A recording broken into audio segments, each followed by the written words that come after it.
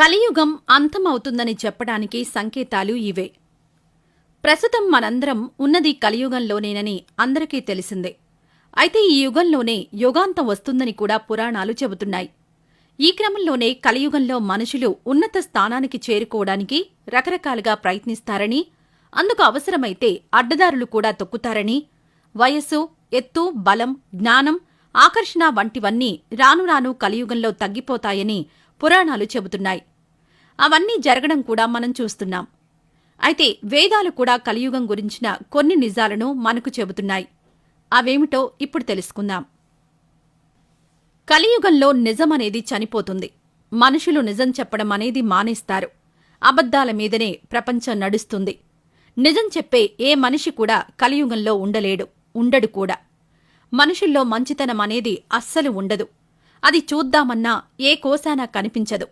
ఎక్కడో కోటికొక్కరు మంచి మానవత్వం ఉన్నవారుంటారు. ఒక మనిషికి ఉన్న గుణగణాలు, పేరు కాక అతనికుండే ఆస్తి అంటేనే ఇతరులు ఎక్కువగా విలువనిస్తారు. డబ్బును బట్టి మనిషి గుణగణాలను నిర్ణయిస్తారు. ఆలు మగల మధ్య నిజమైన ప్రేమ కొరవడుతుంది. వారి మధ్య ఉండేది కేవలం ఆకర్షణ మాత్రమే. ఇది వారి మధ్య ఉన్న సంబంధాలను దెబ్బతీస్తుంది.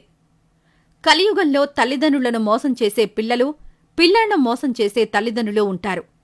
మతాలు, కులాలు, వర్గాల పేరుతో మోసాలు జరుగుతాయి. వాటిని అడ్డం పెట్టుకుని కొందరు ఎంతటి దుర్మార్గానికైనా పాల్పడతారు. డబ్బే ప్రపంచంగా మారుతుంది. మనుషులు తోటి మనుషుల కన్నా డబ్బుకే ఎక్కువ విలువిస్తారు. అందులోనే బతుకుతారు. డబ్బున్న వారిదే రాజ్యమవుతుంది.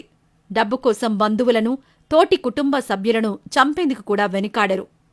దొంగలు, దోపిడీదారులు, మోసాలు చేసేవారు, రౌడీలు, గూండాలు రాజ్యమేలుతారు. పాలకులుగా మారి ప్రజలను పట్టి పీడిస్తారు. వారు తాము చేసిందే శాసనం అన్నట్టుగా నియంతృత్వ పాలన సాగిస్తారు. వృద్ధులైన అమ్మా నాన్నలను పిల్లలు పట్టించుకోరు. వారిని నిర్లక్ష్యం చేస్తారు. అస్సలు లెక్క చెయ్యరు. కలియుగం అంతమవుతుందనగా ఆవులు ఉండవు, చనిపోతాయి. ఎవరికీ కరుణ ఉండదు. ఒకరినొకరు చంపుకునేదాకా వస్తుంది. అందరూ చేపలు మాత్రమే తింటారు.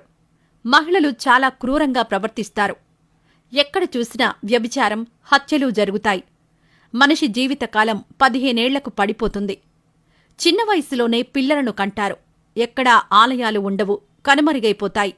భూమిపై వేడి పెరిగిపోతుంది. అందుకు జీవరాశులు తట్టుకోలేక చనిపోతాయి. దుర్మార్గులందరూ హతమవుతారు. ప్రళయం వచ్చి భూమిపై అంతా ఎటు చూసినా నీరే దర్శనమిస్తుంది. అప్పుడు తిరిగి సత్యయుగం ప్రారంభమవుతుంది.